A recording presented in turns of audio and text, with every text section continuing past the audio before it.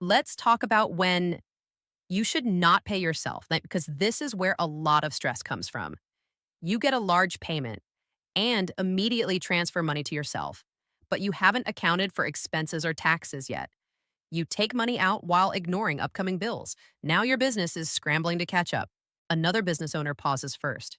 They check what needs to be covered, what needs to be set aside, and what's truly available. Before you pay yourself, always ask, are my business expenses covered? Have I set aside money for taxes? Is there still room left over? If yes, then you can pay yourself confidently. This turns paying yourself into a decision, not a risk.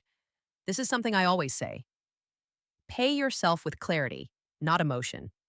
If you want help making confident financial decisions, contact us today at www.downtimemanagement.com or call us at 779 351 9874. Downtime Management, where your money finally makes sense.